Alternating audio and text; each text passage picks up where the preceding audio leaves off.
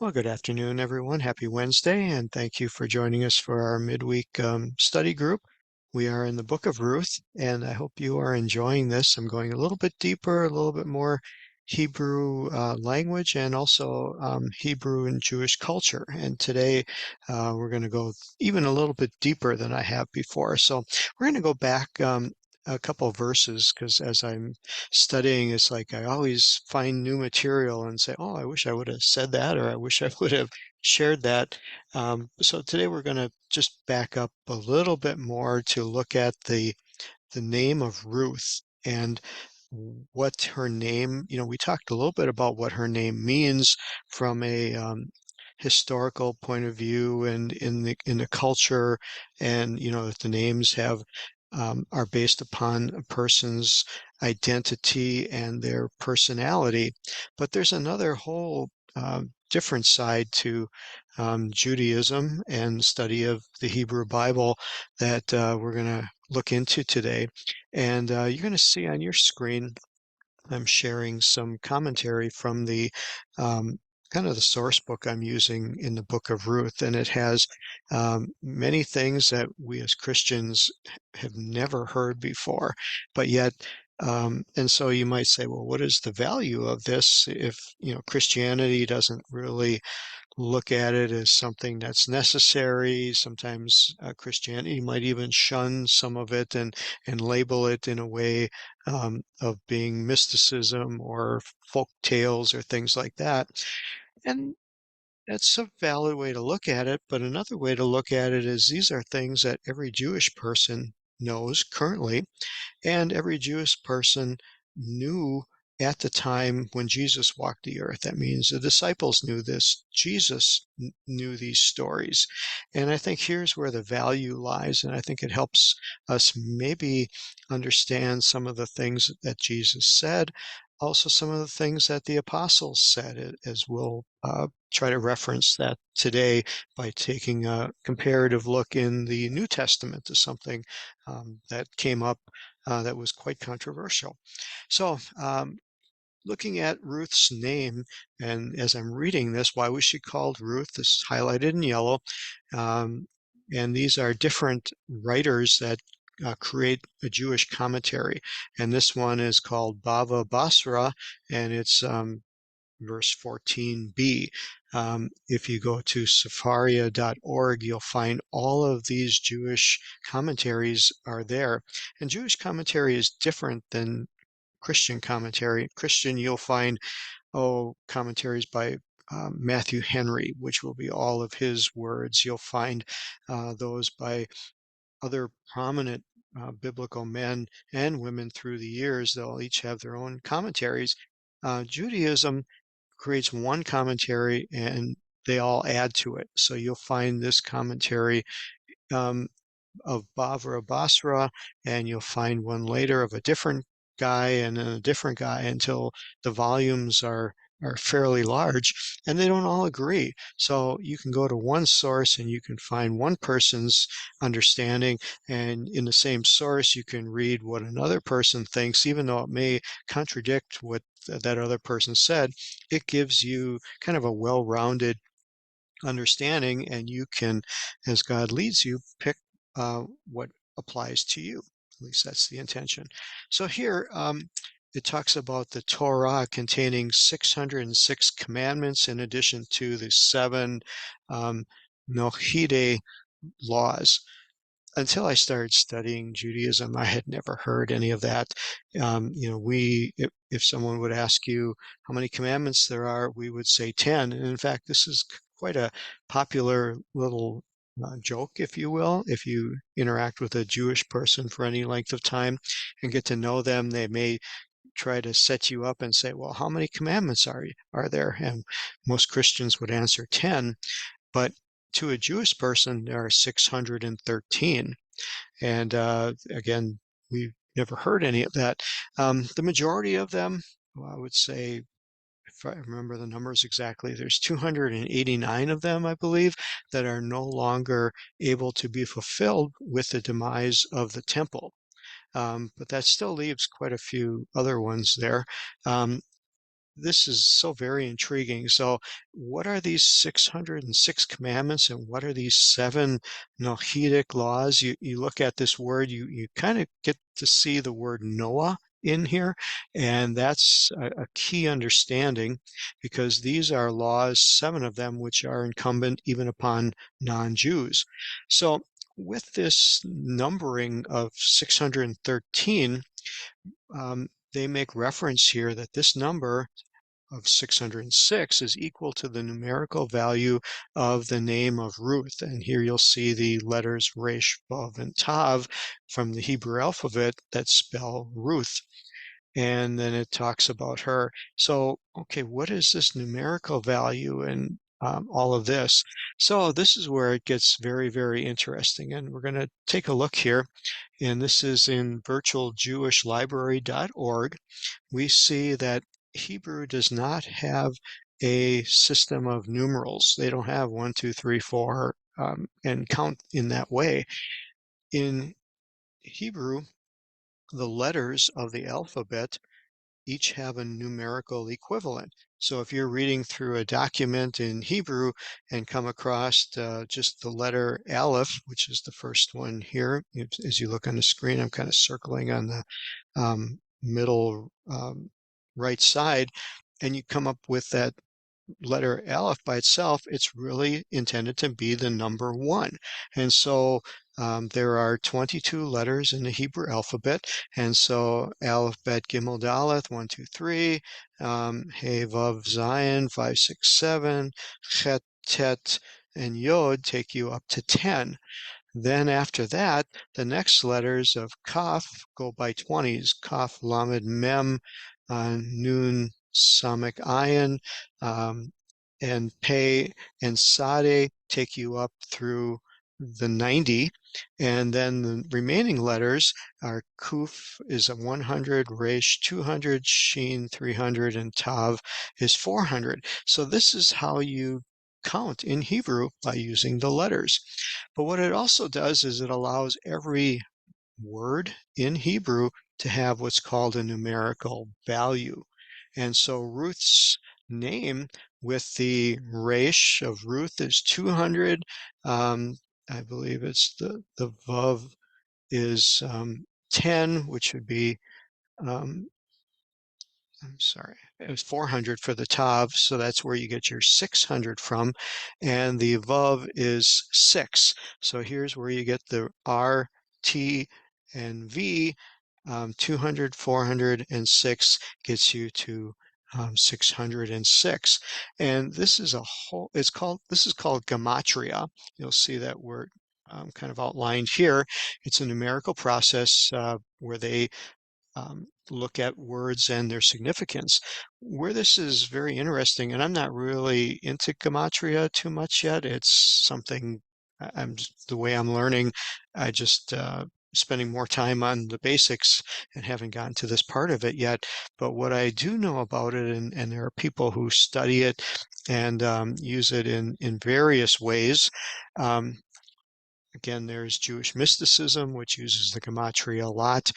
But what we notice about Judaism is words are connected by what numerical value they have. Like if you take the word for love adds up to a certain number. The word for God comes up to the same one, same numerical number. So God and love are associated. And so we see that coming together. And so the whole Torah or Hebrew Bible is filled with these types of associations that people spend a lot of time on. It plays into the fact in the book of Revelation where it talks about the number 666 being the number of a man, the number of a name. This is where these number patterns come in. So again, the disciples knew this very well. Christianity doesn't follow it very often. But what I'd like to show you here are these 7 laws from Noah, basically. They're called the Noahide laws. This is taken from Chabad.org. And it talks about 7 laws that all people must keep, even if you're non-Jewish. See, to a Jewish person, The Bible is theirs. The commandments are theirs. It's not meant for anybody who's not Jewish. And so they look at this saying, well, all those commandments, those 613, they're our property, basically. They're what, if you are a Jewish person, here's what you need to follow. Here's what you need to do to please God. They don't really care if a non-Jewish person pays any attention to any of those or anything in the Bible because they feel it's their property. So again, very different understanding, but it does help you understand that when Judaism, or I should say Christianity, grew out of Judaism, this was the mindset. This is why Paul sometimes speaks very favorably to Jewish people and very harshly to non-Jewish people, uses the word like sinners and righteous and things like that, that again, kind of cause us to say, well, what is he talking about? This lays the way for it. So these seven Noahidic laws are the ones that basically was given to Noah upon his exit from the ark, and they are 4 laws of civility. Don't profane God's oneness in any way. Don't curse your creator. Don't murder. Don't eat the limb of a still living animal. Do not steal. Harness your human libido, talks about all these sexual sins, and then establish courts of law and ensure justice in our world. Again, the Jews say if people just would do these 7 laws, the world would be a place of where everyone would get along. And so, very, very interesting that these are the basics. Now, they all make good sense. Some of them parallel with what we know of in the Ten Commandments, and but yet some are somewhat different. And so, well, how does this even, does this have any relevance for us today? Well, let's go to Acts chapter 15. In Acts chapter 15, there was a council in Jerusalem where some of this came up about keeping certain things that Jewish people were considering very valuable, considering commandments, laws, teachings, however you want to phrase it, whatever works there. And it says that certain men came down from Judea and said, unless you be circumcised after the manner of Moses, you cannot be saved. And so we had, many of us had read this before and just think it pertains to circumcision. And of course, baptism today has replaced circumcision of the Old Testament. As people repent and be baptized, they are taking on their place in the covenant. And, book of Acts chapter 2 spells that out very clearly. But here's some dissension here as they're talking, and it says in verse 6 that the apostles and elders came by to consult this matter. And Peter, after much disputing, rose up and talked about, how God chose the Gentiles, um, and that God knows our hearts, that he purifies our hearts by faith, realizing here that those 613 commandments, or at least 606 of them, were very much a yoke on the neck of the disciples, even though previously we only thought it pertained um, to circumcision. But again, here Peter makes a proclamation about having faith in Jesus, verse 11. And of course, the multitude kept silence. And, they knew this was a very momentous moment. And verse 13, James stood up and said, hearken unto me, kind of rehearses a little bit about this again. Rebuilding the tabernacle of David, which is another fantastic study. This is really the tent in the wilderness, um, and that anyone could come into. And so basically, James is saying not to trouble the Gentiles, which are turned to God. And then he gives them a few things. He doesn't leave them just saying, okay, well, you know, pick and choose or do what you want.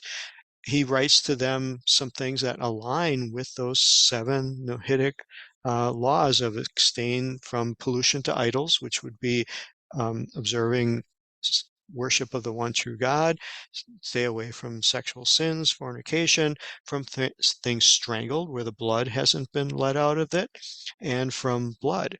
And then he talks about those that go to the synagogue, which would again be Jewish people. They would not be uh, Gentile people because they're not going to the synagogue. And so he's setting a difference here of the Jews to the Gentiles. And of course, verse 20 said everybody was pretty happy about it, pleased them. They wrote letters, published it abroad. And then verse 24 talks about it. And so it seemed here they repeated, abstain from meats offered to idols, from blood, from things strangled, and from fornication. Um, and if you do these things, you're going to do well. And obviously, this was very well received because verse 31 says they all rejoiced for this understanding that they could, being Gentiles, not be held to the 606 laws.